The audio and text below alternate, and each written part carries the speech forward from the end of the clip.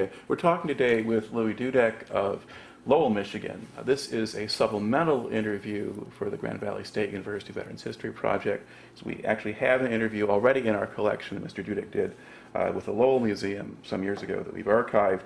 That interview does a very good job of going through a lot of his combat experiences in the Marines at the beginning of the Vietnam conflict, but leaves out some other important contextual material and a lot of the earlier part of his career in the Marines. So basically we're going to do the beginning of an interview and a certain number of follow-up questions about the end of it, and if you want the middle, you got to watch the other video. All right. Louis, can you start off just with some basic background? To begin with, where and when were you born? Well, I'm 68 years old. I was born in 1943 in a little town in Wisconsin.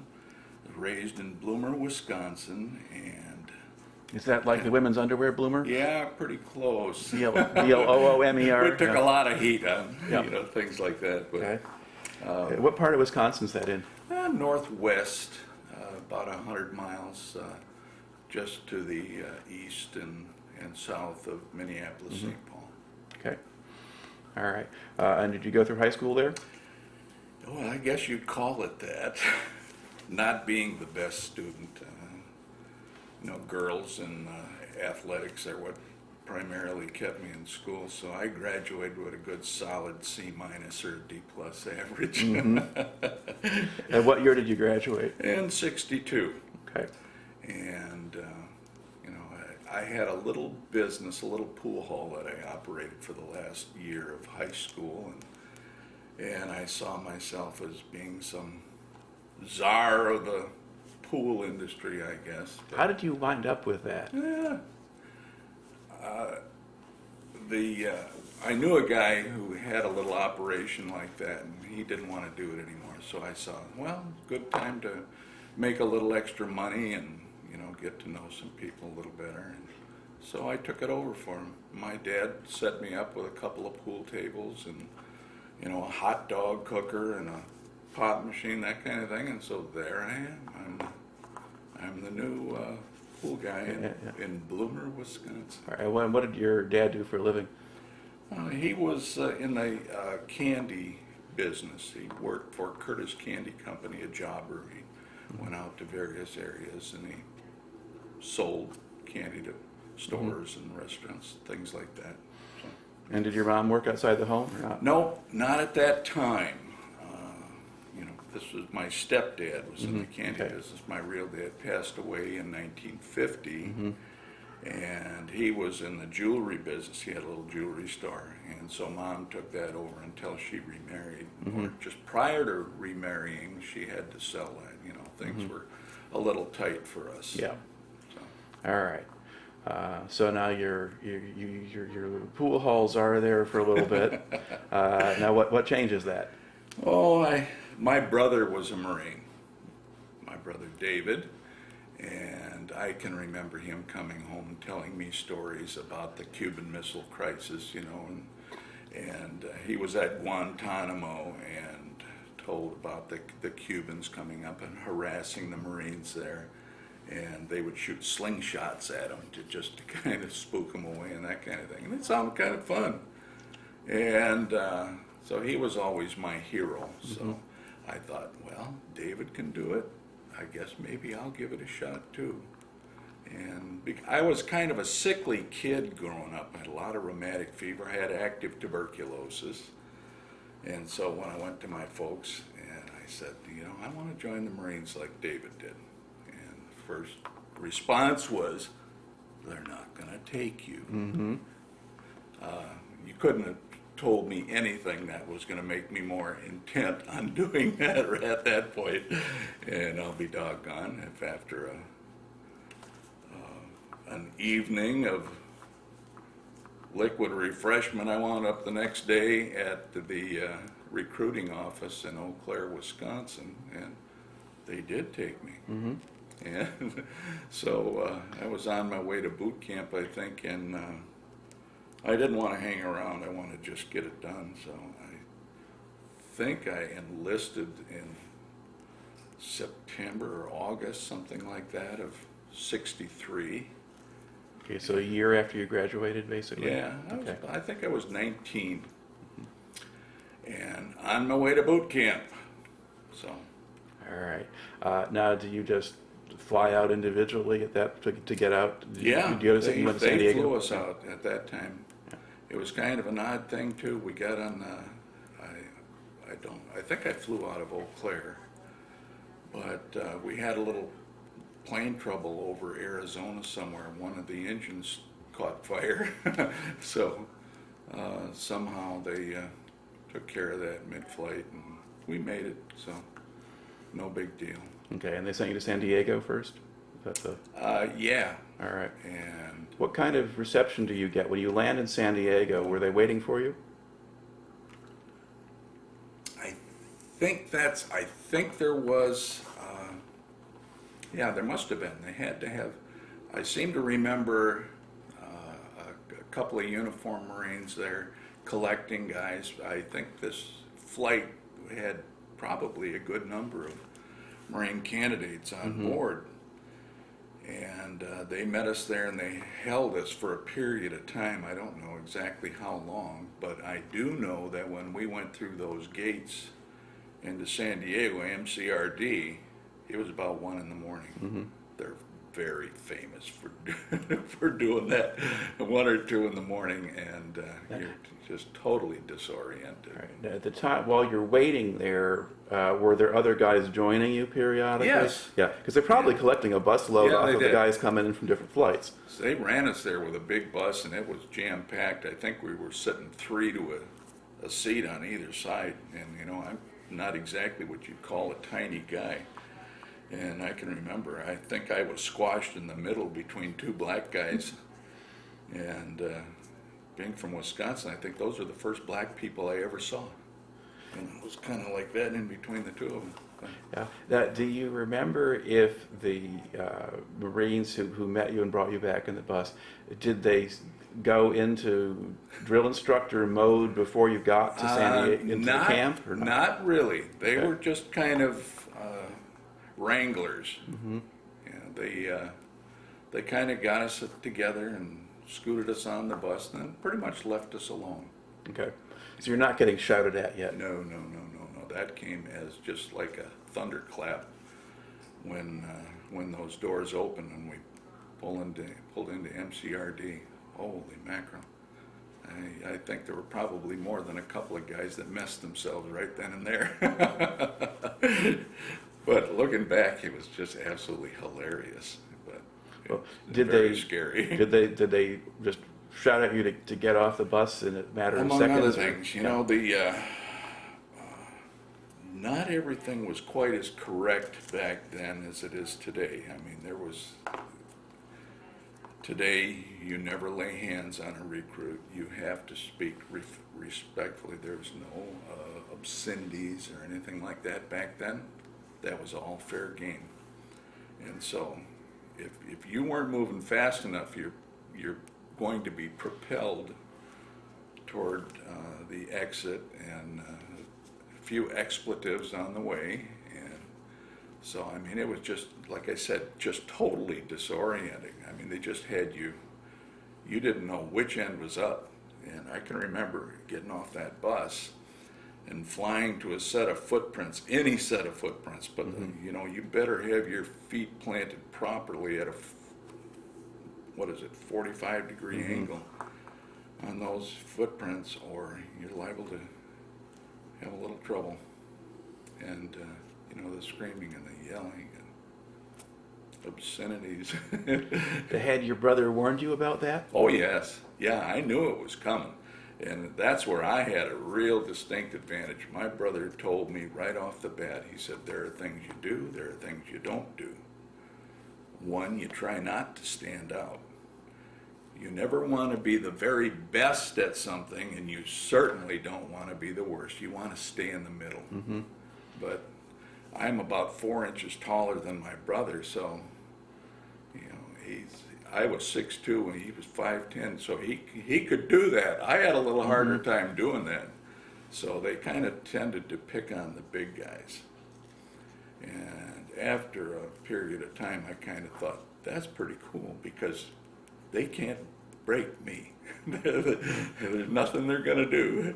And so it kind of a little badge of honor, I guess, for the big guys, because we all had the same situation. So you'd sort of withstand whatever it was they were doing and still function. You would be invited into consultation sessions in the duty hut for real or imagined infractions, those kinds of things. And the next thing the other guys would hear back in the squad bay was wall lockers being knocked around and stuff like that. And then we'd walk out and go back into the squad bay with a big smile on our face. You hurt a little bit, but... Well, was the expectation that you fight back, or you just take whatever they do? I never knew anybody that thought to take up that challenge. Okay. I think it was just a matter of, can you take it? Mm-hmm. Well, what kind of a guy are you? And, you know, the premise of the Marine Corps is that they're going to build you in their image and likeness. So they take what they got, you know, remove all the peripheral nonsense from your civilian head, and then they put what they want in it. And you better be tough. Okay. You better be tough. Just to back up a little bit for context purposes, at what point did you actually do your physical for the Marine Corps? Was that after you got to San Diego, no, that or was beforehand? That was before, you know, the preliminary physical, and I think that was all done in Wisconsin. Okay. And then a little bit once I think we got to San Diego before going into the receiving barracks. Mm-hmm. So, But they weren't concerned about your medical history or anything like that? well, I told them. I might have kind of withheld a little bit because I wasn't going back home. Right. But no, they didn't find anything wrong with me. Yeah. And did you do aptitude testing as well? Yes. Yeah, we did a lot of that, but that really didn't come until probably 4 or 5 days after we arrived at the Marine barracks. All right.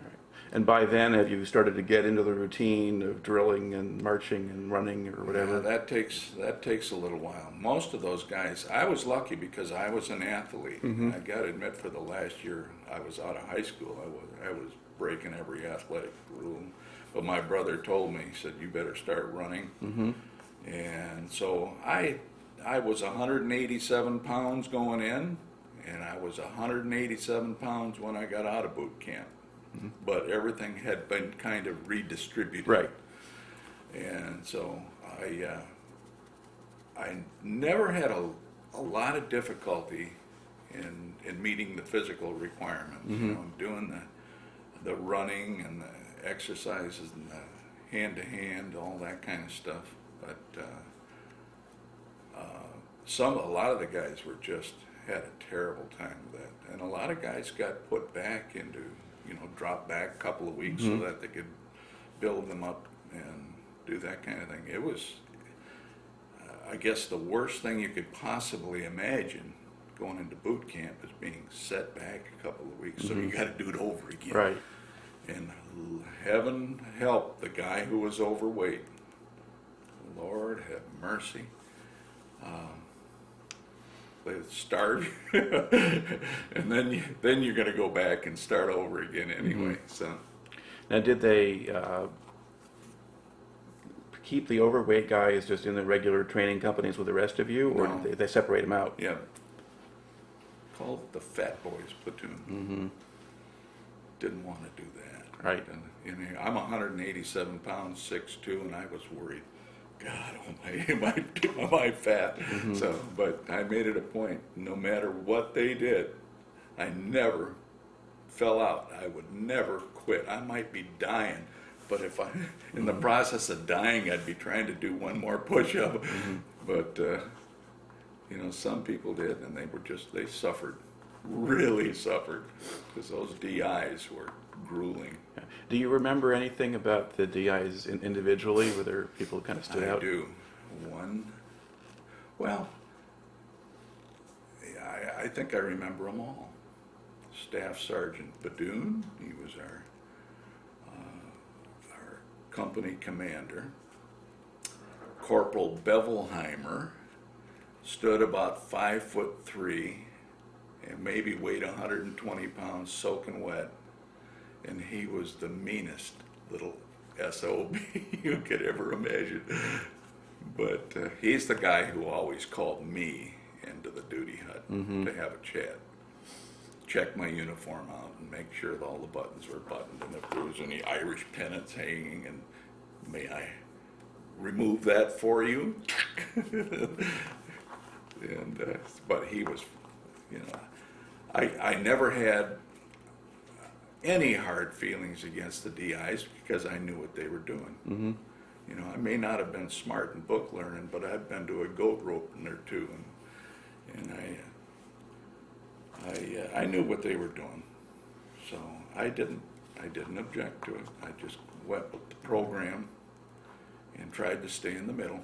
All right. Now, were there guys who actually washed out entirely? Yes, probably maybe 10%. And these were, you know, we're getting a lot of people with little education, a lot of people who saw themselves as being pretty tough and out of the big cities and that kind of thing, and they just could not adapt. And so they'd run them right out. You know, you'd get a period of time. I don't know how they decided whether somebody would eventually turn around and be a Marine, or just somebody that was never going to make the grade, because we had some real hot shots that were just tough kids who made tough Marines, and others that looked exactly the same, they were out. So basically, it was a discipline and so forth that they couldn't deal with or adjust Yeah, to? mostly that's it, just couldn't take orders. What was the sort of demographic mix of the people in boot camp? I mean, you mentioned you were going in with some black guys and so forth, Yeah. in terms of balanced black or white or Hispanic or whatever. Do you remember kind of what proportions Well, might have been? We had a very good, turned out to be a very good friend of mine. He was an American Indian from Hayward, Wisconsin, John McKentz, and we had several American Indians. Oddly enough, I think they're all from Wisconsin, and then maybe 20% black guys, and you know, another 10% Hispanics. But I'm a couple of Asian fellas, but you know, mostly poor white kids. Yeah. Did the drill instructors, as they're harassing people, did they do any of that by race or whatever? Or they? The black drill instructors, we had one guy, we referred to him as Bullet Head. He was huge, you know. I think he had a head that would not have fit in a bushel basket, shaved absolutely not a hair on his head. And let me tell you, he dealt very severely with the black kids. I think he took it as any of the black kids that couldn't cut it, and there were a few, he took that personal. I remember one kid, he showed up at boot camp, and he stood out right away because he's about 6'3", skinny as a rail, but wearing a derby hat. I have never seen a derby hat on a real person outside of Charlie Chaplin on a movie screen. But when it came time to put all of our stuff in bags and ship it on home, for some reason he thought he could get that derby hat and put it in his foot locker and save it. Well, first time we had an inspection, they found that. And Bullet Head took him aside, and I thought he was going to kill the kid. He just really, he bounced off of more walls than you can imagine, and he was put back. They took him out. I never saw him again. But, you know, boy, did that send a message. Strangely enough, that night, I think it must have been that evening after he disappeared. The next morning, you should have seen the candy bars and stuff laying in the ice plant outside the duty hut, that, you know, kids had dug stuff out that they had been squirreling away, and out the door it went. They were not going to get caught. So, another lesson learned. Yeah, no contraband. All right. Now what was sort of the daily routine in boot camp? 5 a.m. PT, do that for roughly an hour, and then they would run you to chow. After chow, PT until you threw up chow, and then probably classes of some sort,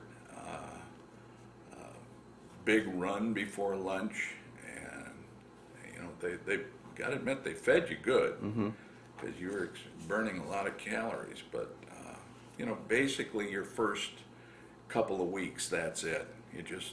You got to have your history and your testing, you know, just getting acquainted, close order drill, figuring out what that all is about, manual of arms, those kinds of things. But you know, that's probably 2 weeks. We had more time to do those kinds of things back then because boot camp was longer. I think it was 13 weeks. Yep. Back then. I don't know what it is now, 10, maybe 8. Well, it had gone for the peak of Vietnam, it was 8. Yeah. And they did. So, yeah. we got into a lot of that, but march and run, march and run, march and run. And when you're done marching, you'd run again. All right. So, All right. And then after the first couple of weeks of this, then what do they put into the mix? well, then you get into the meat and potatoes. You start, you know, you're getting into the hand-to-hand combat and pugil sticks and, you know, running the obstacle courses, and you're always getting classes on history. And, you know, where the Marine Corps has been, the weapons, a lot of instruction in basic weapons, more tests. I think we did testing continually through boot camp to find out where guys were going to go, and they give you those orders when you graduate. Uniforms, how to take care of things. Everybody's issued your own bucket and your own scrub brushes and all those kinds of things. I mean, you literally had to take care of everything you own right there. And we did, you know, bayonet training. If you're going to be doing bayonet charges anymore in the 60s, but it's a lot of it just becomes a blur because you're doing, everything is repetitive. Nothing is ever done once in the Marine Corps that isn't repeated many times over again in boot camp. So, you know, the rifle range, that's a 2-week process. Doing your first qualification.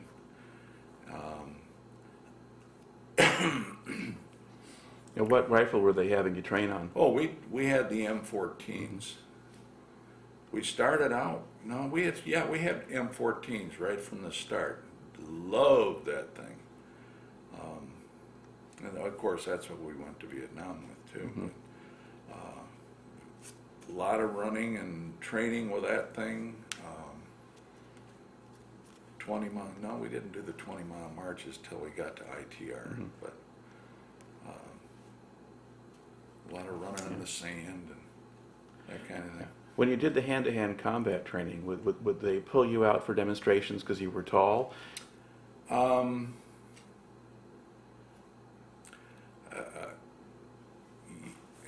can't remember.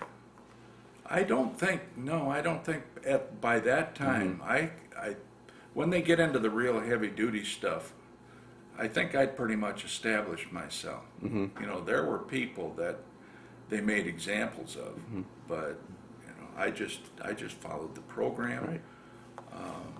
Some of the guys the bigger guys, you know, they were having a little more trouble. They used those guys for demonstrations and so on. But then we got into it with each other. You know, we Mhm. practiced, Right. you know, for hours and hours and hours. So we had a lot of fun with that. All right. Now, when you get to the end of boot camp, then what happens? Well, as you're approaching graduation, everything changes. They start, you know, they're little things that in the Marine Corps, it may not sound like much, but when you first go in, you're issued a uniform. It hangs on you like a rag. It doesn't even look like a uniform. It's like a gunny sack or something like that. And when you see Marines that are Marines, you know, their trousers are bloused, the shoes or boots are shined, that kind of thing. And it was a big thing. I think it was about 2 weeks before graduation where they brought in these little blousing garters, they're called, for blousing your trousers. And that was a big deal when they called us all out and said, okay, you've reached a point where we're starting to think of you as a little different. They didn't say it in those words, but we were allowed to blouse our trousers for the first time. And why, my God, you'd have think they gave us a steak dinner and a hot woman and a bottle of Jack Daniels and said, have a good time, because it was something. Now, can you explain for an outside audience what blousing trousers actually is? Yeah, it's you know, just simply rolling your trousers up, more like you see, you know, I guess the airborne Rangers had the same thing, so that the trouser legs don't lay right down on the instep of the boot, but kind of rolled up Right. underneath. Right. So, you know, that's a big thing. But and then, you know, they started to treat you differently. They talked to you as opposed to screaming at you, and you know, you're expected by that time to know a little bit about what you're doing here. And so the close order drill became it was a real source of pride. Who's going to have the best platoon in terms of close order drill? And I tell you, we did things that just, you know, I can look back on it, and I've gone to a lot of these ceremonies where you, at Arlington, where you see the Marines doing that. I did those kinds of things. And those guys look so sharp. I don't know that we were ever that sharp, but I mean, we were good. I mean, we could do things with a rifle and, you know, with a fixed bayonet. 6 inches from another guy's face that you wouldn't believe. And I remember Queen Anne's salute. I can, or you flipping the rifle around, that kind of thing. But winding up on one knee. But I couldn't do that today. We did it back then. And it was cool. It was really cool. That's, you know, the whole feeling about the Marines back then. Now, did they give you a graduation ceremony? Yes.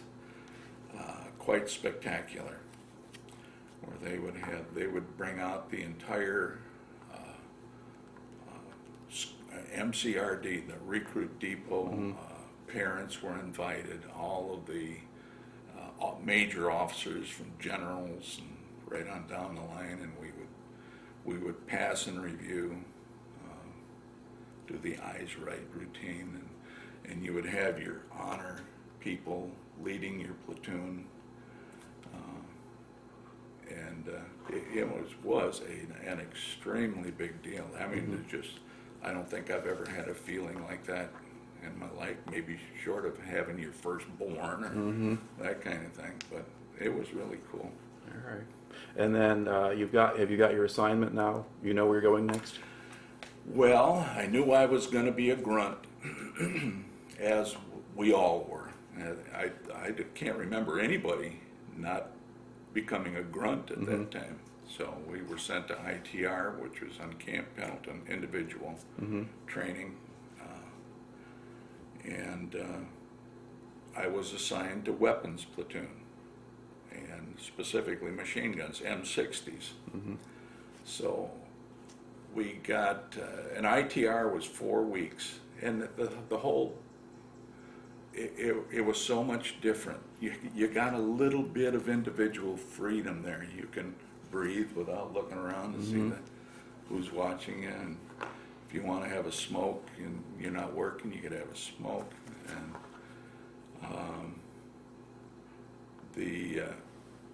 the training was much more detailed in terms of some tactics, basic tactics, how to use your weapons, those kinds of things.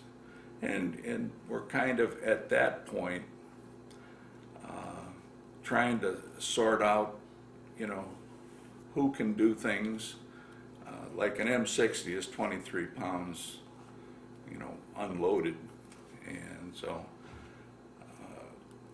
when I got there, I was kind of like an ammo carrier. So basically I carried a couple cans of ammo and plus my own rifle, that kind of thing, and somebody else had the gun. And as you start going up and down these mountains out in California, you know, they're not drill instructors, but the trainers are watching to see who can do what. Yeah. And you're kind of establishing a pecking order, I guess, if that's a term you want to use here. And you know, those that I guess can hack it and some can't in terms of hauling that kind of weight up and down those mountains. So I quickly found myself on the gun as opposed to carrying ammo. And you know, that's another, you know, that feels pretty good, you know. Now, did they train you on weapons aside from the M60? Yeah, and ITR, that's when you get a chance to play with all the toys, all the cool ones. From we fired the flamethrowers, the 3.5-inch rockets, the M60s, the Ma Deuce. I love that one. Can you explain what that is? Oh, 50 caliber Okay. machine gun. We even fired the old water-cooled 30 calibers, as well as the, I forget what the air-cooled 30s. We played around with mortars, 81 millimeter mortars, 60 millimeter mortars, M1s. I mean, it was just a complete familiarizing routine with all of those weapons. You learn how to clean them and take care of them. Because I think it was still not clear at that point who exactly was going to be doing what. So I know after ITR, a lot of guys split up and they went all different directions. So, you know, that 4 weeks went really fast. There was so much to learn in such a short time before you went to the FMF, Fleet Marine Force, and or your company that you were going to be with in California, that it just, you know, that kind of becomes a blur. But there was never a dull moment. Yeah. Was it still all before the end of the year in '63, or did the holidays come in someplace? That was, I was home on my first leave, which was after ITR. What was it? Must have been just before, just after. No, we were watching the Kennedy's funeral at home. Okay, so that's November then. Yeah. And was the first leave then? Was that That after was ITR? After Okay, ITR. okay. All right. And I know when we got back, I had a 30-day leave, and I was ordered back and to Charlie 15 at Camp Pendleton, Camp San Onofre on Camp Pendleton. And the first thing, you know, you get off the plane and get a cab back to, nobody's picking you up now, you got to take a cab. And they started hollering, everybody fall out with your uniforms, your rifles, you know, because of the Kennedy assassination. Geez, we thought we were going to war. So were you called back early from the leave? I don't think so. Okay. I don't think so. But I think everybody was scheduled to report pretty much at the same time. I think the people who were graduating from advanced infantry training, we were the basis of the new company Okay. of Charlie 1-5. So, So- when so- we got back, everything started to happen. All right. So you're not joining an established unit in small numbers. You're coming in as a group out of Yeah. the same training unit. Yeah, they had. I remember they had some squad leaders and some platoon sergeants and that kind of thing that were already there. Yeah. You know, people who had some rank and could kind of lead us.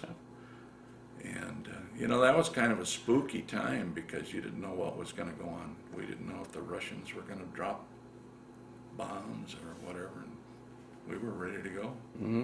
Didn't know squat, but we were going to go. So, but How long did it take for things to kind of calm down or go back into a routine? I don't think that lasted real long. Maybe a few days to a week, and then we started doing things that we would normally do at the company level. And you know, we're now Marines, and we're doing our training in anticipation of going somewhere. Now, the training you'd had up to this point, what do you think it was modeled after, or what part of the world would one expect to be fighting in if you... Everything was, well, I think we were completely unprepared to go to Vietnam, what we were doing. You know, the Marines are, I might be a little biased here, they're your shock troops. They're meant to go and take ground, and what we've done in the past has been in a very conventional battlefield situation. You know, take hills, take territory, and then leave that for somebody else while we move on. But we had no idea of jungle training or any of those kinds of things at that time, at least based on what we'd done up to this point. You know, obviously a lot of that changed before going to Vietnam, but we could have used more. You know, we didn't. There's so much we didn't know. I mean, you could write a big book on what we didn't know. But you know, like I said, most of our training there was very conventional. You know, high diddle right up the middle, up the hill, fire and maneuver, that kind of thing. We did a lot of cool stuff that way. I mean, it was a lot of fun when you get your blank fire adapter on your rifle and go and make noise and go screaming and yelling and that kind of thing. I make it sound kind of funny, but I mean, it was all very serious business. But we're kids. It was a lot of fun too for some of this stuff. But in those situations, you know, still, you know, no one's going to get killed. No. You know, that's not the expectation. They're not a bunch of people out there trying to kill you, which you have in a real situation. Right. Now, did you do amphibious training? Yes, we did that, and that was one of the probably one of the most fun things that we did. The Marines is not all fun, but this one we got to do down on the beaches in San Diego. California girls down on the beach, and they'd see all these Marines come screaming and yelling into the beach, and got to be quite a lot of fun. You know, you strut your stuff and that kind of thing. And Now, how would they work one of these drills? I mean, you find out, okay, we're going to go and invade something today, then what happens? We'd have landing craft that would take us out there. We did the actual climbing down the side of the landing craft into rubber boats, that kind of thing. And sometimes they would run the landing craft right up to the beach. And the water is very, very cold out there. And and the surf is high. A lot of times we'd wind up in the water. But the training itself, not anything we ever used in Vietnam other than the one time we went ashore. But, you know, it's what Marines did. Now, did you train at all at amphibious vehicles? Did you use tracks? Yeah, Amtrak's. We did a lot of that as well. Nobody really liked tracks. You know, they had kind of a history of sometimes of sinking out from under you. Never happened to any of our guys, but we had heard of it happening. But tracks weren't real good in the heavy surf. But we did that. Where did we go? We didn't do that on the beaches in San Diego, but you know, along the shoreline there somewhere. But you could pack maybe 15, 20 guys in one of those tracks, and you know, it's better than walking, I guess. But in Vietnam, they used them a lot, and you couldn't get me in one of those things. Never. I would run first. All right. Now, when you're all Marines at this point. You've got more of a regular schedule and things like this. So you actually get time off here and there. You're off duty some of the time and that sort of thing. What do you do when you're off duty? At least to the extent that you can repeat it. Stuff that can be talked about. Or what the other guys did, you know. Well, seemed like almost all of us had girlfriends out there at that time, so I don't exactly remember how we met them, but we did. And we'd go just like anybody would do around here. You got some time off, you go see your girlfriend and go places, do things. There were, we would take trips into Mexico. Tijuana was a stopping off point, which you don't want to get into a whole lot of detail about that one. But I know there was a time we came back and I think we'd gone over there, almost all the guys in my squad, and we came back and we were going to try to check out our machine guns and go back. We had a little job to finish, but we didn't. Eventually we all sobered up and decided that it probably wouldn't be a smart thing to do. I left some guys there at Tijuana jail. So my high school Spanish, I tried to use that one time when we had a couple of guys got locked up, and finally this big Mexican cop looked at me, he said, "Will you shut your stupid mouth and get out of here?" But didn't say I was real smart, but didn't want to lead him. All right.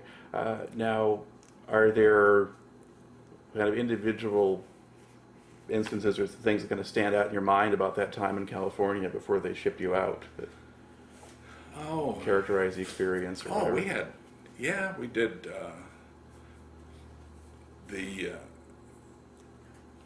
We did a lot of work up in the mountains. We would go for cold weather training up in the mountains. Freeze. I mean, you're up at like 10,000 feet up in the mountains, no jackets or anything, and we'd spend the night up there. We were running operations, all day long and most of the night, and by the time you'd finally get a chance to do a little rest, in the morning the canteens, they would freeze on your hip. We're sitting there huddled together, those that aren't on watch.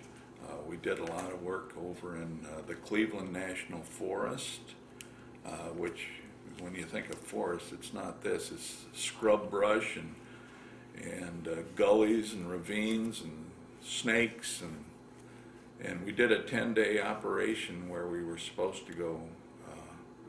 They dropped us off. Everybody got a couple of baked potatoes, a bag of rice, a couple of canteens of water, a lot of halazone tablets, and we were basically out there for 10 days, and you had to find whatever you could to eat, and that's where we started shooting rattlesnakes. And there must have been somebody along with us each, because we were in small groups, probably squad size, and there must have been somebody with us that knew how to do these things, what to do with a rattlesnake when you got it, and we roasted snakes and probably some other critters too, but I remember the snakes because I shot one. And you know, we had to get by for 10 days on what we had and what we could scrounge off of the desert. I mean, basically it was desert out there.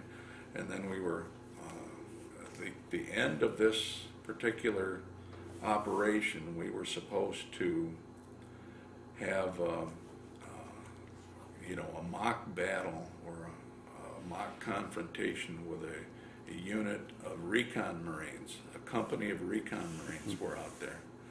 And so we got our company together, and the recon unit was on a hill, and we had to go and scout that hill. I mean, we did it at night, we did it in the daytime, but the recon, they're kind of a step above the average grunt. And then you got force recon, which is a step ahead above the recon.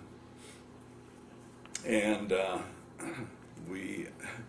I can remember we snuck up this hill, you know, just low crawling in the bushes and scrubbed to kind of check out the positions if we could. And I can remember this big, it turned out he's an American Indian. He was the captain, the company commander of that recon platoon. I looked out from behind these rocks, and he's standing up on the top of a rock looking down. He had his arms folded, and he had his binoculars right there, and he'd come and he'd looking to see. He knew we were out there, and we're supposed to come and try to assault his company. But what he didn't know, he's looking way over. We're 20 yards away. They couldn't see us, and we had all kinds of guys around there. We never got spotted, and he's looking way over there. So we went back down the hill, worked around the other side, and there was a resupply truck coming up this little dirt track to the top of that hill where this recon company was. So we laid a little ambush. We ambushed that truck, took it. My squad got in the back of that truck, and I had the M60. We drove right into the CP, and the company first sergeant was inside, and so we captured him right there. And then he had to call the company commander to come in. When we took him, we put them all in the truck and drove away with them. Oh, was he pissed? Oops. He was not a happy camper, and his recon unit got busted. So, I mean, that was a lot of fun. Then we did armor, riding on tanks and so on out at 29 Palms. That was good. That's the first time I've ever been on a tank, and you know, again, this is real serious business, but learning how to coordinate armor and the ground troops. And we did use tanks in Vietnam too, but not to the extent that we're going to be operating like that. They pretty much were loners. But you know, all of those things. I can remember sitting on top of a hill one time, had my machine gun dug in, and we'd been out there for several days, and all of us were just as grubby as can be. And they were doing a mock run with F4 Phantoms to, you know, strafing and bombing in front of us. And this F4, I noticed it was just a little speck in the sky, and it seemed to be coming, you know, getting bigger, so I know it's coming at us. And he did a swoop down into the valley and came right up the side of our hill and literally blew the helmet right off the top of off my head with his exhaust. He was that low.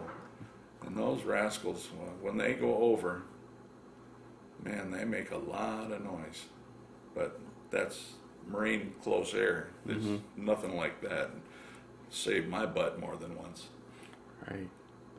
All right. Now you're going through all this. You're going to go through 1964. How long was your original hitch for when you enlisted? 4 years. Okay. So it's going to be 63 to 67 in principle. Yeah. Okay. Now you're going through 64 in the beginning of 65. At what point did you get an idea that you might go to Vietnam? Was it not until the orders came? Or? No, this was really crazy. I'd been training in California now going on 2 years. I was probably over, no, I had to be over 2 by that time. Well, because if you went in the fall of 63, Yeah. is you go to Vietnam in the spring of 65, so like a year and a half. Oh, okay.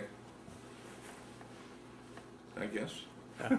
Oh, that's right, because I got out actually several months early because of my wound. Right.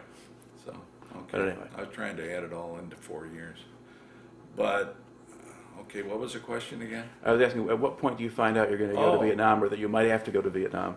Well, we didn't know anything about Vietnam. And one day we were all called together. The company commander came out, and he said, you know, man, got to talk to you. We got a situation. And he mentioned Vietnam. He says, we got a little thing going on. He said, it's the only war we got. We got to try to be a part of it if we can. He said, ain't much. But he actually asked for volunteers, you know, to go to Vietnam. You know, we got the big pep talk. You know, we got a war, we got something. It ain't much of a war, but it's all we got. And so he asked for volunteers, and I probably wouldn't have made a hill of beans whether you said no or yes, or you're going anyway. But I thought that really kind of odd. You know, would you like to go to a war? We got something going on here. But of course, everybody said, yeah, let's do it. Well, that's probably part of why they're doing it at that point. So I don't remember the exact time frame, how long from that point to heading for Okinawa or Hawaii to begin with. But it probably was, you know, a month or two. You know, we were issued Geneva Convention cards and you know, got our weapons in order, that kind of thing, because we took the same weapons, the same guns, the same rocket launchers that we used in California to go to Vietnam, and those things were probably, they had generations already had spent time with those weapons, so they weren't in the best shape, but we made them work. We made do with what we had. That's kind of how the Marine Corps operates.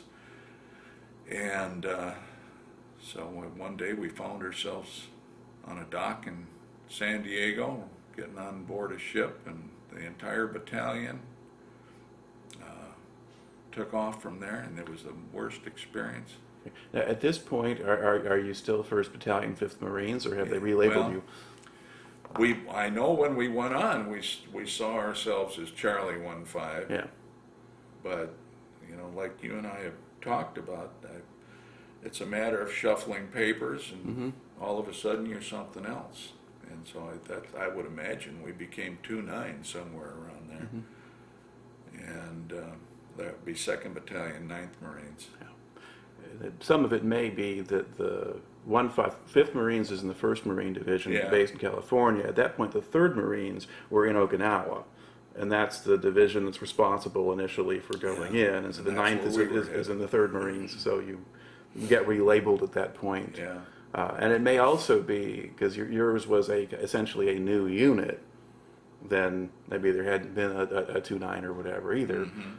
But anyway, whatever it is, the label changes, but you're still the same group of men who've trained together. And a lot of you have been together since boot camp. Since boot camp, yeah. Right. Okay, and you're going over. Now, before you left on the boat, did you get any kind of orientation for Vietnam or any effort to train you for Vietnam? Not that I recall. Okay. Not that I recall. I think the real world opened up for us when we got to Okinawa. I don't remember exactly how long we were there. It might have been 30 days, might have been a little longer than that. All right. Now, you said when the boat left, that was the weather bad when you... Oh, man. we hit a storm the first day out. I don't know how big the seas were, but I mean, that boat was pitching and rolling, and it was going every which way. And that lasted almost the entire way to Hawaii. And guys were sick. I was probably one of maybe 100 out of that battalion that didn't get sick, but I didn't feel real good. And you know, the Navy, they picked on us. They weren't being very nice. You see all these guys even chow time was not a real pleasant experience, and it stunk. A lot of times we were down below decks. We couldn't get all those guys on deck, and pretty rough experience. You don't want to do that very often. But as opposed to from leaving Hawaii heading to Vietnam, that was very calm, and we had a lot of fun on that boat. Did you just resupply in Hawaii, or did you train there for a while first? No, that was just an overnight. Okay. You know, we had 24 hours of liberty, and fun place. I got back on board ship, totally broke. We had a lot of good times there, but yeah, from then it was I don't know, 3-4 days to Okinawa from there, maybe a little longer. I don't remember exactly. And in your original interview, you did a pretty good job of kind of talking about the different kinds of things that you did on the ship and so forth. So you sort of covered that to a degree. Now, when you got to Okinawa, what did they do to prepare you there for Vietnam? Well, like I said, that's where the real world began, because now we're in an environment that I guess you could say fairly close to a lot of the terrain that you're going to encounter in Vietnam. That's where we learned to rappel. That's where we learned to really handle ourselves in the water. They would take us out a couple of miles and dump us in the ocean and say, okay, we're going to, we had to swim back. And I didn't even know if a lot of these guys could swim. I guess today they do training in pools and that kind of thing for Marines. They didn't do that back then. These guys, Marine, we spent a lot of time in the water, obviously, the rubber boats and that kind of thing. But, we would swim into shore. Sometimes, I guess some of the guys had life jackets that they wore. I don't recall ever having one, but those waters over there are pretty treacherous in terms of the critters that live there. Sea snakes. Yeah. Wow. I've never seen so many snakes in my life, but luckily they got such small heads they can't grab you. But I can remember looking down in the water and seeing 3 or 4, 6, 8 footers swimming right just 4 feet below you. They don't know what you are, and boy, I sure knew what they were. A lot of incentive to keep moving. Now, are you doing this trying to carry full gear and everything with you? No, I don't think for those purposes we did that. I think it was just basically, get to shore. Right. So that's more survival kind of thing than you're not combat assaulting by being dropped 2 miles off in the ocean. Yeah. Now the rappelling, were you doing that off of towers or cliffs, or did you Cliffs. Okay. We would free climb 100-foot cliffs, and no gloves or anything. And then this was simulating an attack on an enemy position, as opposed to going around and climbing the hill. We went straight up the cliffs, and simulate an attack. Then, in order to get back, you go rappel down. They had one interesting, that the training was, quiet. No noise. You got to be as quiet as possible. And one guy took that to extreme. He, to go back down, we had heavy gloves. They had them at the top of the cliff. You grabbed a pair of gloves, put them on it, and you did a quick rappel down off the cliff. Well, he had the heavy gloves on, slung his rifle, grabbed for the rope and went down, only he missed the rope. And he went all the way down, never said a word. All you heard was the clatter of his rifle against the side of the cliff, and he landed in with a thud in the bottom. Never hurt himself. Couldn't believe it. Everybody thought he was dead. And he got up. This was Jerry L. Roberts. No problem for Jerry. Okay, was it sand that he landed on as opposed to rocks? No, or rocks. Oh, rocks. Rocks and all kinds of nonsense down there. And it just didn't seem possible. But he didn't get hurt. He was up, and he had a few scrapes and bumps and that kind of thing. But other than that, well, he had a pack on. Mm-hmm. So there's probably a lot of cushioning. It seems like he would have broken his back. Yeah, his something. helmet, that kind of thing. Probably saved his life. And then we also had to simulate taking, he went down, fell, and we had to simulate bringing our casualties with us. So a quick rappel with somebody on your back isn't something you really want to do. But we did it, and I had, being one of the bigger guys, I was pretty strong back then, and I had a guy about my size on my back. They did it with somehow attached him with web belts, pack straps or something, so that he was on pretty secure. And by the time I got him down. We didn't get hurt, but by the time we got to the bottom, we were upside down. It was awful hard to hold him, but I didn't hurt him. So. All right. This tape is about how long did you spend in Okinawa before you went to Vietnam? Well, I think it was about a month, maybe a month and a half. Okay. Now, as part of this, did they take you any kind of forest area or some kind of for jungle training of some kind? Yeah. They're some pretty intense jungles in Okinawa, and I know we spent a lot of time in there. But it's just basically how to maneuver in the jungle. A lot of do's and don'ts. You can get in trouble in a very short time with snakes and critters and that kind of thing. So we did that. How to use camouflage. That was a biggie.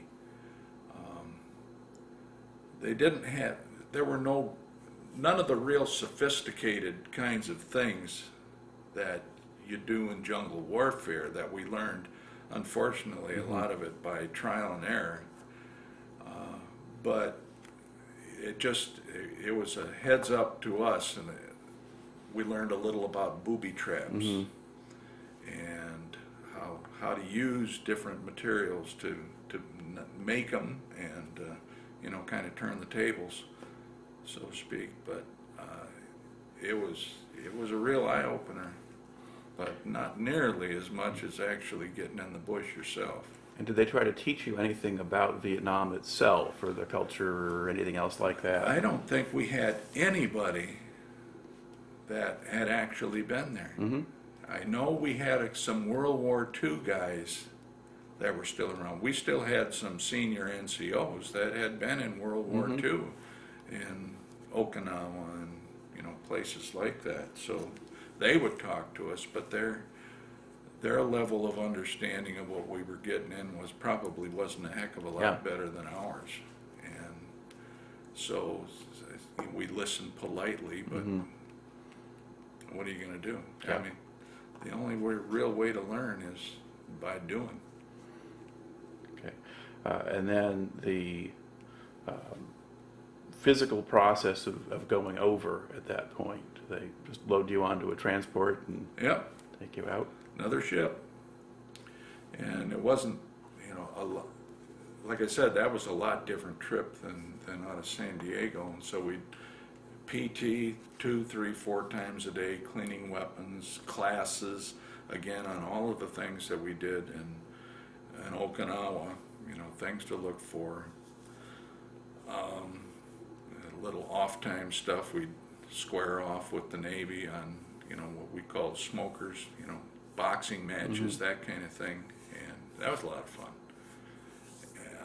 But it was, all in all, it was a time when we get a little sun and relax a little bit, and the food was always good on board ship, so it was a pretty cool thing. All right. Now, you had in your original interview, you kind of described the initial landing in Vietnam. So Yeah. you're going in and you're doing the whole landing craft thing. They loaded you in the landing craft and they had them kind of circle around until the whole battalion or whatever was ready to go in, and you all got to Yep. land at once. And that's the initial Marine, you're the first Marine combat battalion to go into Vietnam, the 29th. Yeah. All right. And then you landed near Da Nang and you marched overland to the Da Nang airport. Yep. Now, what condition were you in at that point?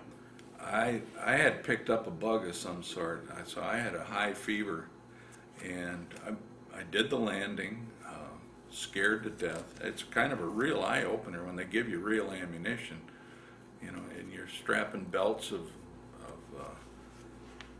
link ammo on your chest, and you know, carrying that gun ashore, and you know that this. You don't know what you're going to see. We were locked and loaded. And get off of that boat and find those mama-sons selling pop and beer on the beach. That was kind of a shock. But I was sick, and by the time we had reached the Da Nang airport, I had a raging headache, I remember. And so they sent me to the medical battalion, which was like a mile up the road, and so I just took off. They said, head on up there, come on back later. And I had 104 temperature and, you know, some other issues. I don't know what it was, but I don't even know how long I was there. I might have been there a day but I eventually wound up back good as gold, and, you know, we just carried on. Now, were you basically just initially doing perimeter guard at the airport? Yeah. Of course, they led us to believe that we were going to be encountering hordes of Vietnamese at any moment, so it didn't quite turn out that way. At night, you know, we were doing perimeter duty. Every so often you'd hear a shot, but mostly it was some grunt got spooked and something or other. And for the entire time we were there, I never fired the gun, and I don't know anybody that did fire their weapon. Now, what could you actually see of what was at the airport there in terms of who else was there, what was going on there? Well, being in weapons, we're usually assigned to a line platoon.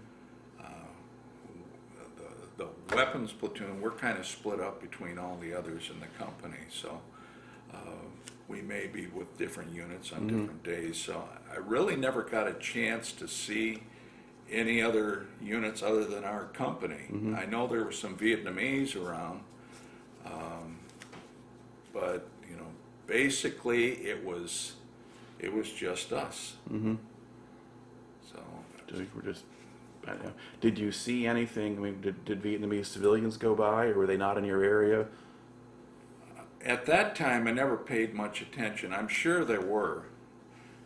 I can remember hooches of, little houses that, people were living in. Might have been a little, because we were new,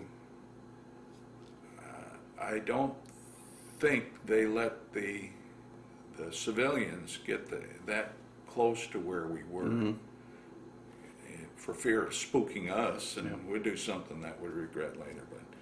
But once we got established with the country and knew what we were doing, the kids would come around, and we would see civilians. The adults stayed away from us. They didn't want anything to do with us. But the kids were, they would come around, and we'd give them candy and that kind of thing. Now, I guess sometimes those kids were a lot smarter than we gave them credit for, because they apparently, some of them were marking our positions on their own little maps. And so probably wasn't the smartest thing to do. Americans are so, kids, we just can't stay away from them. Yeah, I mean, I've had it explained to me that if you're going into a different country or whatever and you wanted to win people over, you start with the kids. I mean, that's kind of standard procedure. Now, at a certain point while you're at the airport, do you start going out on patrols outside the perimeter? I'm sure we did, but I don't remember that. Mm-hmm. I'm sure we did little security sweeps around the airport. It would only make sense to do that. Mm-hmm. You don't just sit in a hole Right. and wait for something to happen. So I'm sure we made sweeps around there, but I don't think we took any casualties at the airport. Mm-hmm. It's after we moved on that things started to change. Right.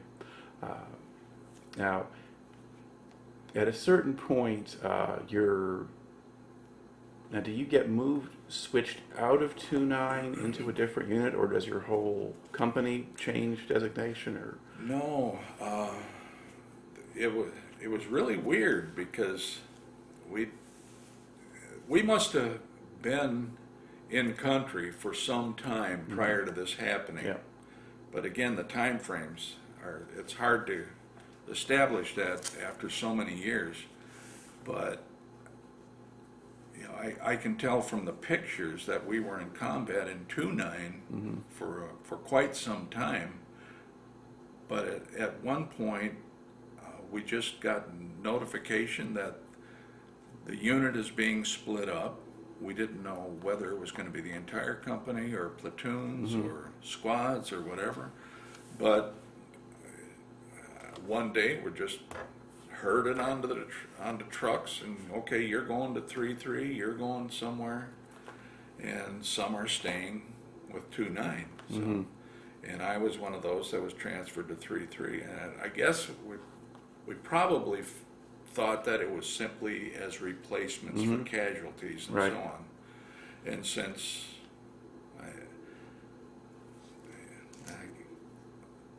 I don't remember any particular reason other than that. yeah, because one of the things that was going on at that time was that more Marine units were coming in. Yeah. And what they liked to do was, rather than throw a totally green battalion in somewhere, is they would switch some men out of the new units into the old ones and some out of the old into the new. So there's reshuffling going on. But 3-3 had been there almost as long. That's the one that you joined. That had been there almost as long as you had. And they'd been involved in Operation Starlight, which is still going on, or the tail end of it when you join them. So there, in that case, that might have been either casualties being replaced or something, or they wanted some experienced guys to come in and replace people in certain spots. Now, did your gun team go together, or did they break up the teams? We were actually broken up. It might have had something to do, too.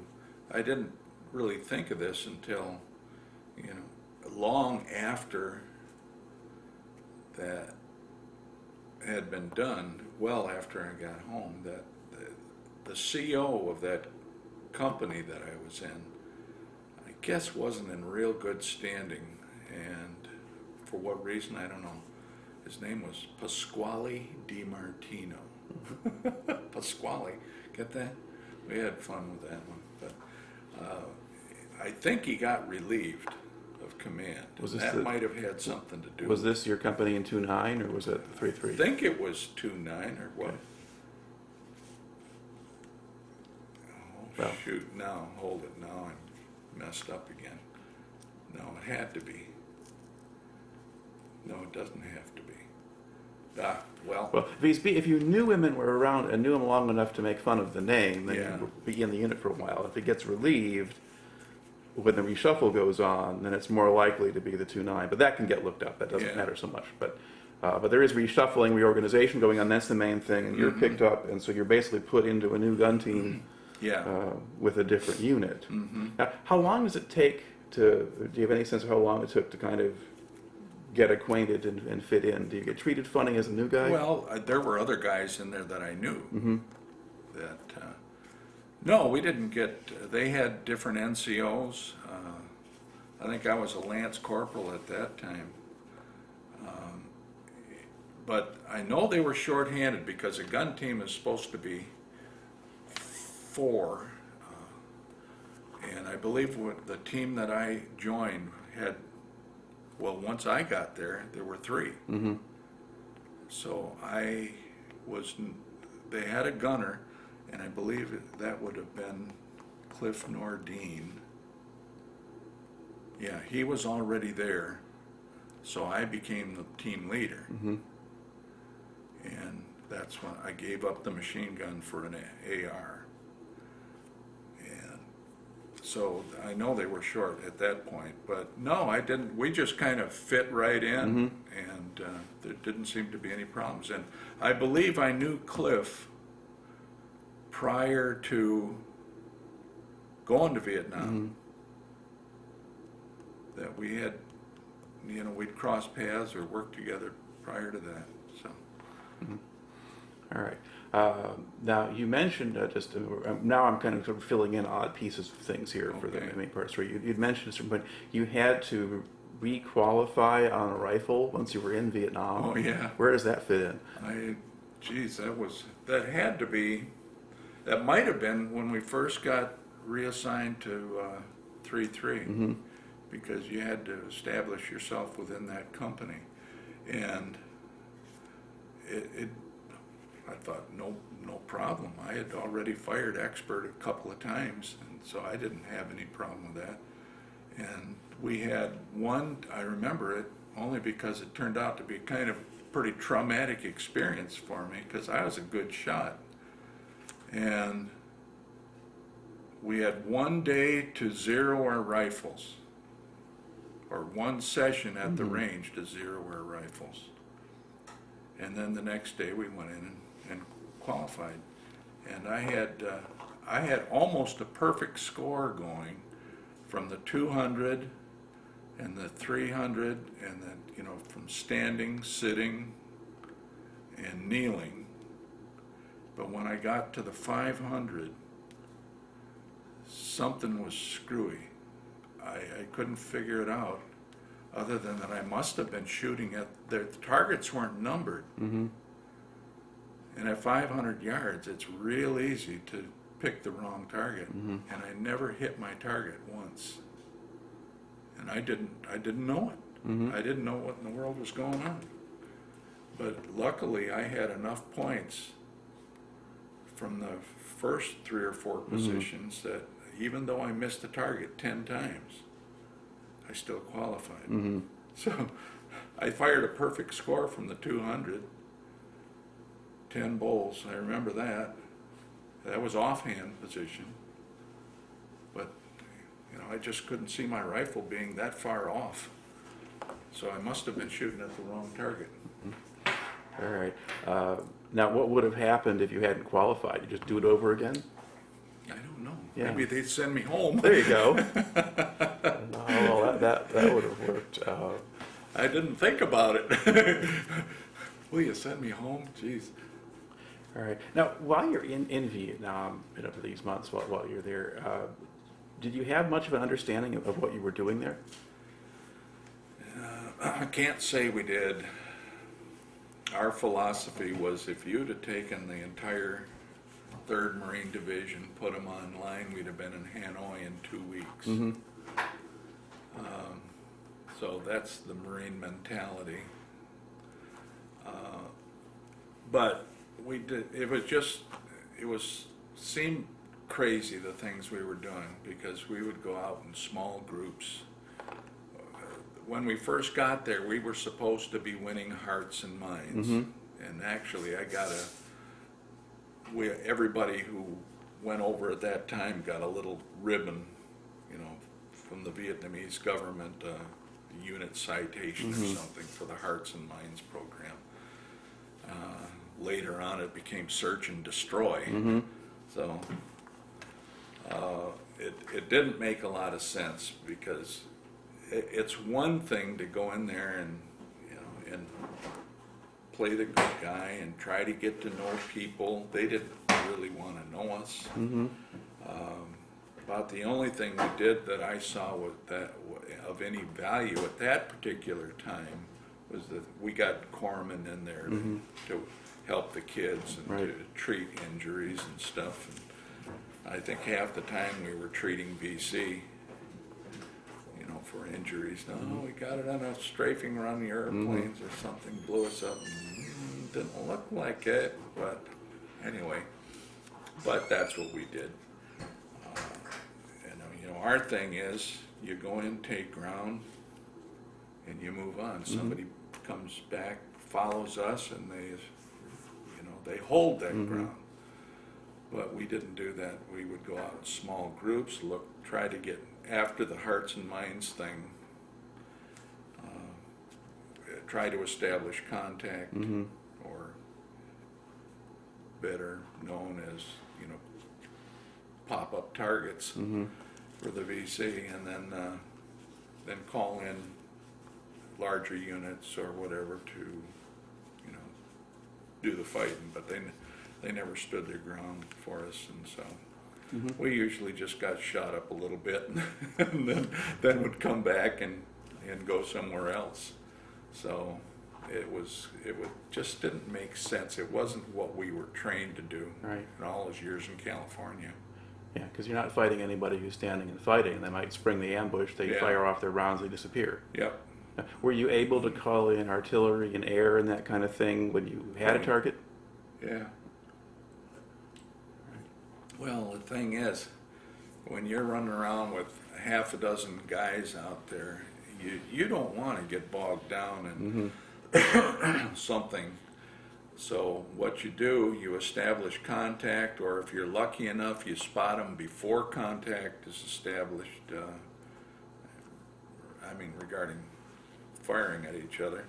Then you go step back and you call in 81s or air support, that kind of thing. I was not a radio man, I was a grunt, but I know usually that's what the patrol leaders would do.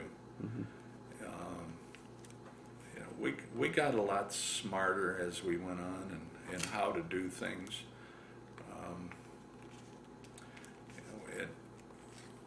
Our camouflage techniques were better. The way we moved was better.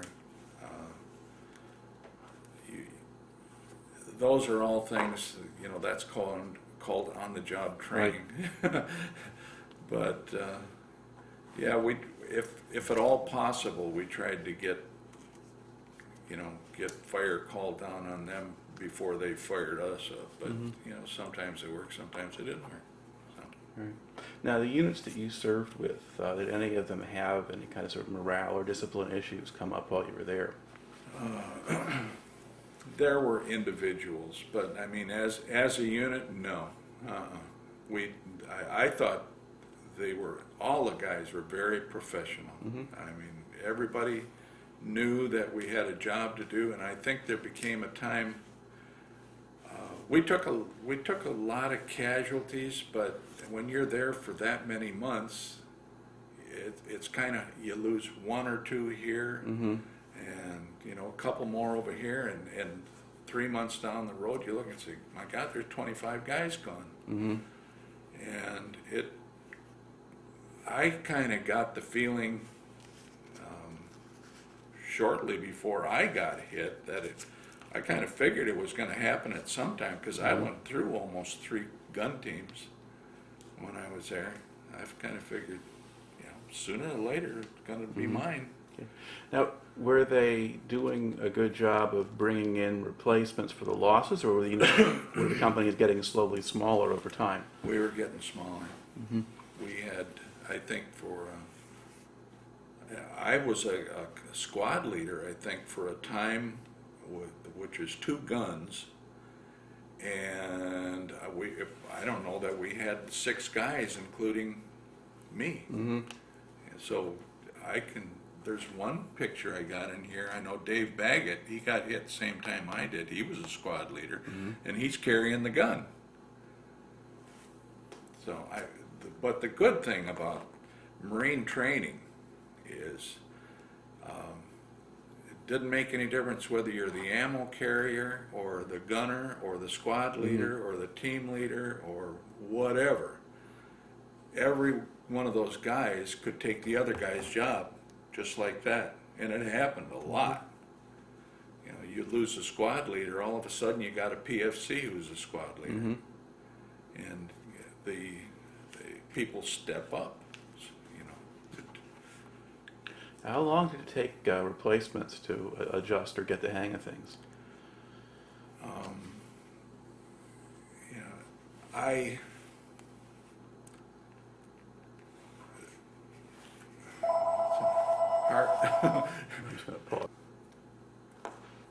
was asking about sort of the replacements or how easy or hard it was for them to adjust. I don't think it was. We tried our best to make sure they understood what was going on, but there's so much you got to teach these guys before you take them out that yes, it became overwhelming. I think we're worried about my guys, but the sad this bothers me because I had to send one of my new guys out, and it was a simple thing. It was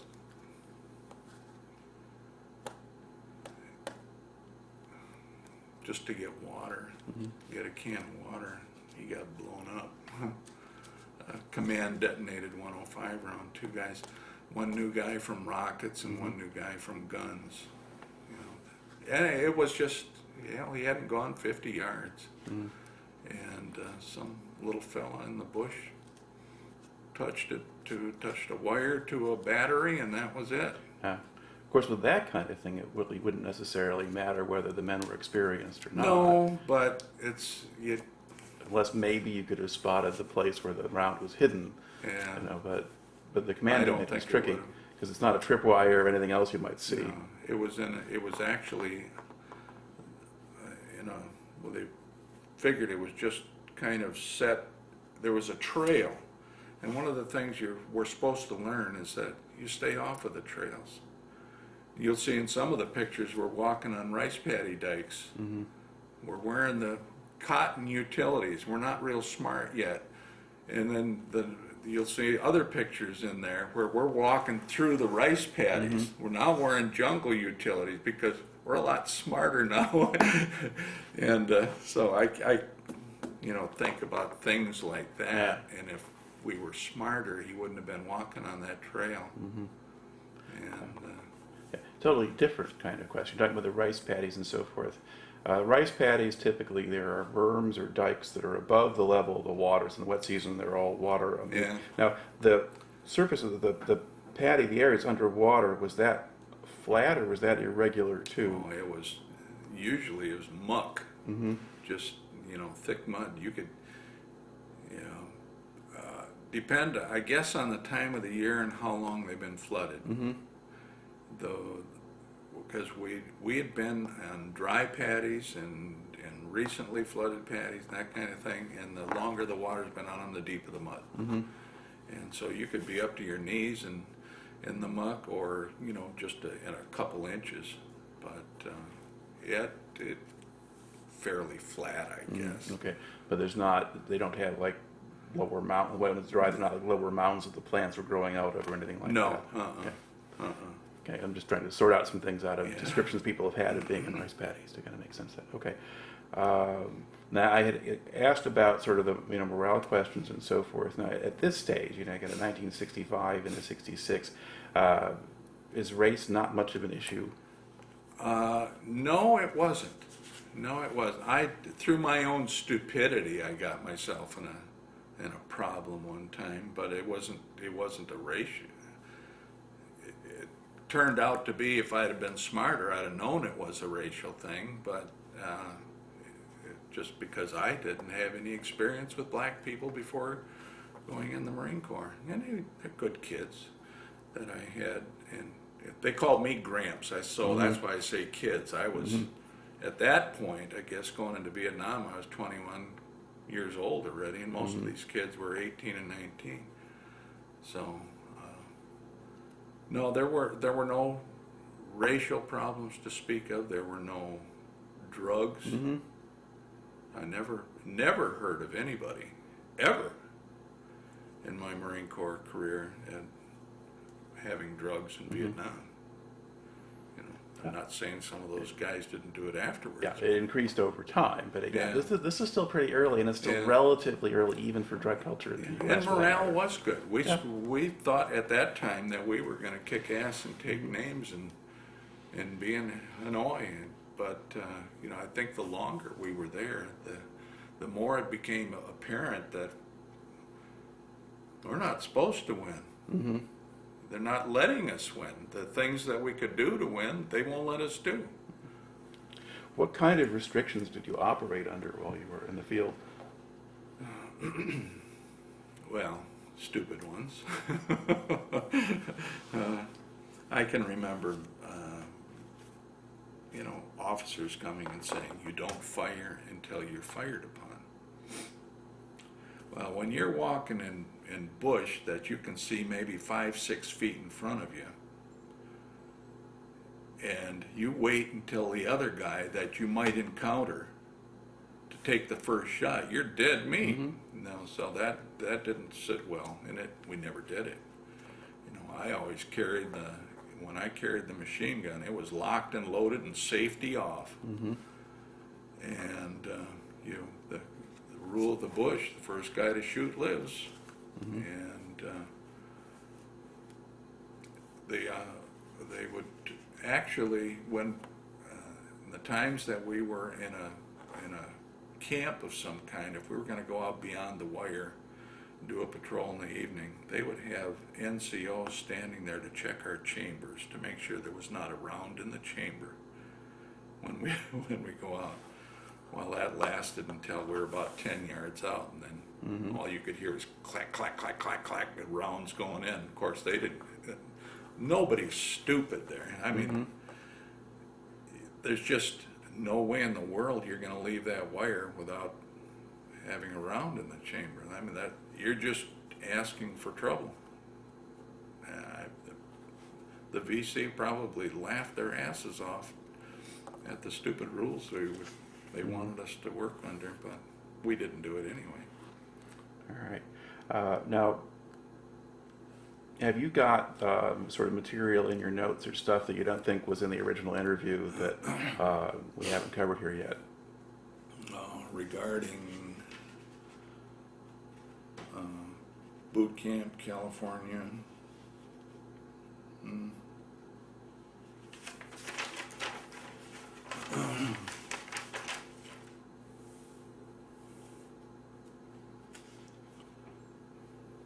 Well, actually, we've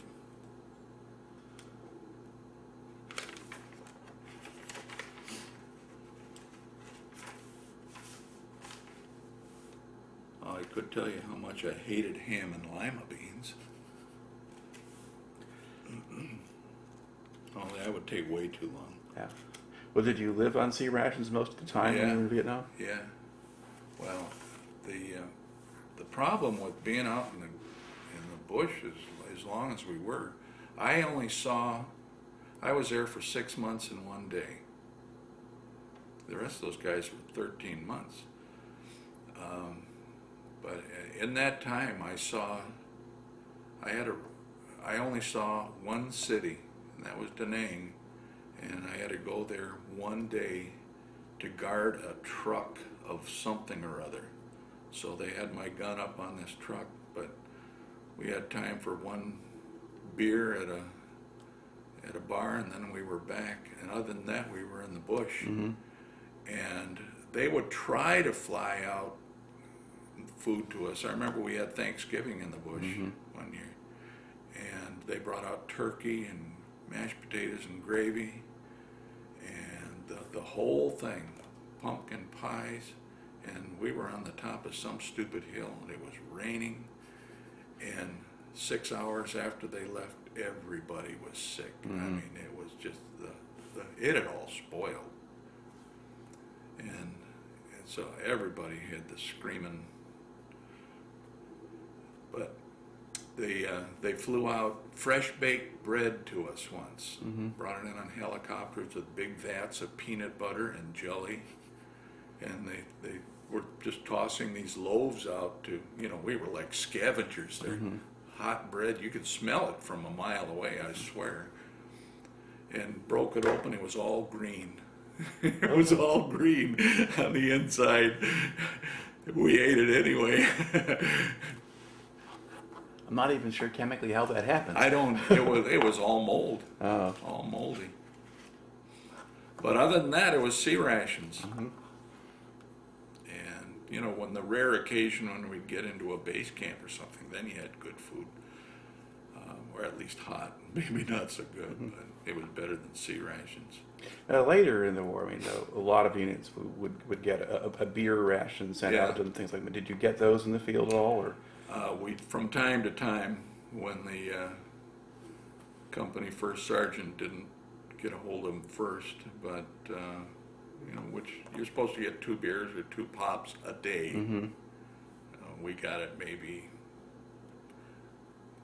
once every couple weeks. They would fly it out to us Mm-hmm. in a helicopter and drop it in, but only if we were going to be in an area for several days. Mm-hmm. Otherwise, you didn't get it, and somebody else did. But probably a good thing. Warm Pabst Blue Ribbon or Falstaff, not the best. Mm-hmm. All right. Well, that basically kind of covered what it is that we needed to do here today. So let's close out here by thanking you for taking the time to help complete the story. Well, appreciate that. All right.